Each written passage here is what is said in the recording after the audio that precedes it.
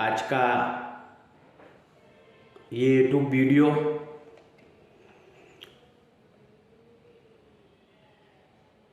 सनातन धर्म में हनुमान चालीसा का जो महत्व है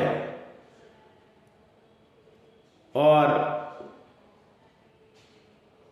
गोस्वामी तुलसीदास जी ने जो हनुमान चालीसा की रचना की वो कैसे की, उस हिसाब से सनातन धर्म को ही हिंदू धर्म कहा जाता है।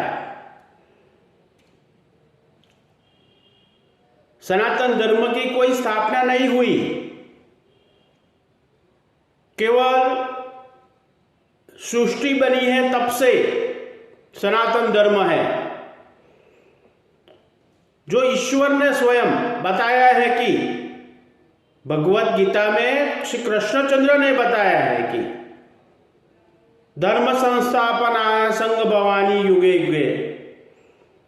सनातन धर्म के 6 पंथ है, इस्लाम और क्रिश्चियनिज्म। ये हमारी संस्कृति नहीं है। सनातन धर्म 6 संप्रदाय के ऊपर आधारित है। वैष्णव, शैव, शाक्त, जैन, बौद्ध और सिख।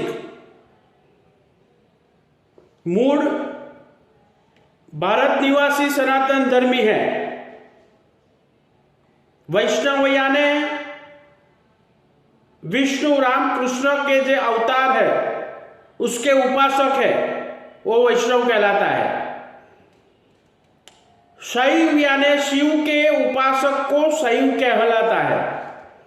और शाक्त दैवी देवी शक्ति के उपासक है, वो शाक्त के नाम से जाने जाते हैं, जिन पर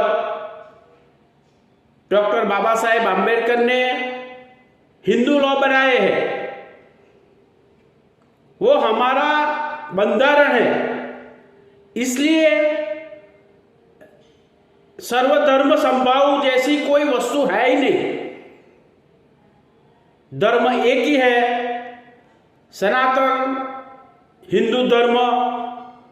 धर्म के प्रति कट्टर होना चाहिए। आप जो भी धर्म में आस्था रखते हो, कट्टर और उदारतावाद में फर्क है। सेक्युलरिज्म वो बाद में जाए, उसकी कोई जरूरत नहीं है, उदारतावाद की जरूरत नहीं है। लेकिन धर्म के प्रति कट्टरता की आवश्यकता है। सनातन धर्म में हनुमान चालीसा कि जो सनातन धर्म में सर्वोपरि है, उसकी एक सत्य घटना है। गोस्वामी तुलसीदास जी ने हनुमान चालीसा की रचना की। कैसे की? तो एक दिन एक युवा ब्राह्मण का देहांत हो गया। उसका जहां देहांत हो गया वहां से गोस्वामी तुलसीदास जी जा रहे थे, तब वही ब्राह्मण की पत्नी ने तुलसीदास जी का चरण स्पर्श किया और तुलसीदास जी ने उसको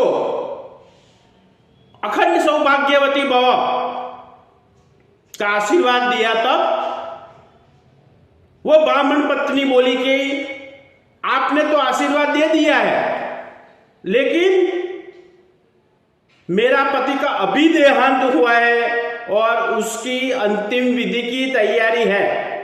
तब तुलसीदास जी ने कहा कि मेरे मुंह से निकले वाणी कभी व्यर्थ नहीं हुई, कभी व्यर्थ नहीं होती। आपका पति जीवित होगा। तब जहां अंतिम क्रिया हो रही थी वहां तुलसीदास जी पहुंचे और उसके पास पहुंचने के बाद जो भी खड़े हुए थे वो सबको बोला कि आप प्रभु श्री रामचंद्र जी का जाप करें, मन से करें, हृदय से करें। तब उसकी उपासना की और उन्होंने की भी की, तुलसीदास जी ने वहां खड़े खड़े उपासना की। तो वो ब्राह्मण जैसे सोया हुआ आदमी उठता है वैसे ही उठा और जीवित हुआ। ये समाचार पूरे फतेहपुर सीकरी में प्रसारित हो गया और तब फतेहपुर सीकरी का राजा अकबर था। अकबर को भी दो व्यक्ति ने यह समाचार दिया।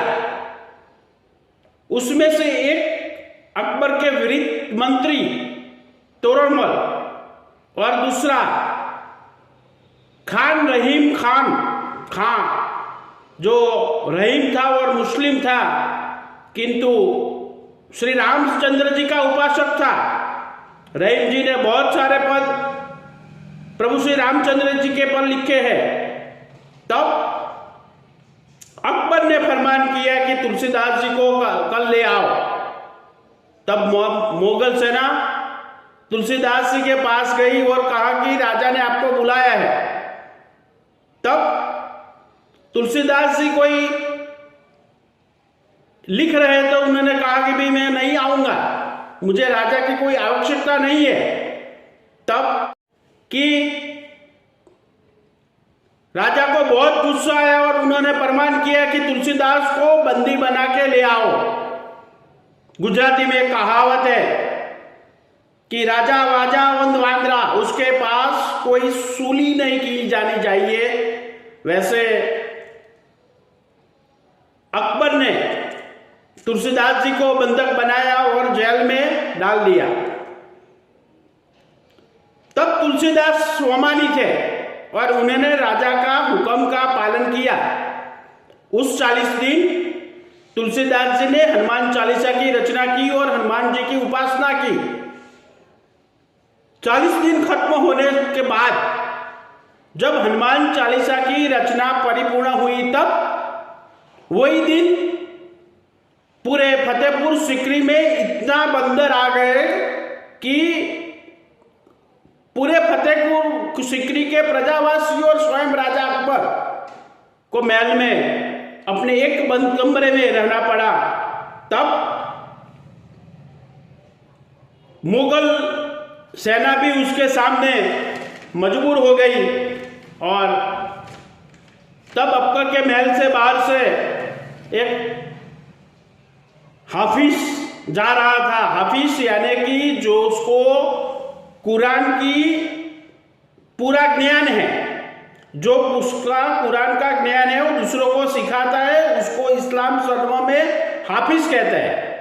तो हाफिज ने राजा को अकबर को बताया कि भाई आपने कोई संत का दिल लुभाया है, कोई संत के पास आपने जो हुक्म की है उसका परिणाम ये है। तब राजा अकबर ने तुलसीदास जी को बंदी में से बाहर निकाला और माफी मांगी। तब तुलसीदास जी ने केवल प्रणाम मुद्रा में बंधन किया और बंदर का हाहाकार खत्म हो गया।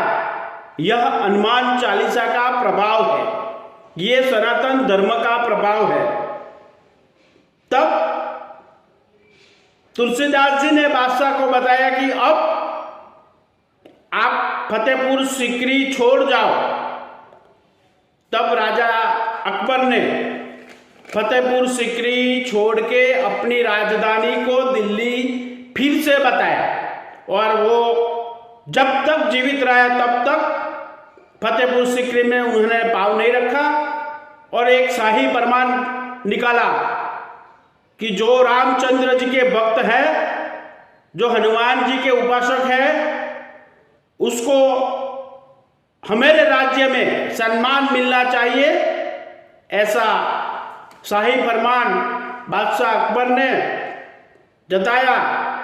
और सनातन धर्म का प्रभाव पूरे राज्य में, मुगल साम्राज्य में रहा। उसका सम्मान अकबर ने पूरी तरह से किया। आज पूरा विश्व सनातन धर्म की ओर जा रहा है,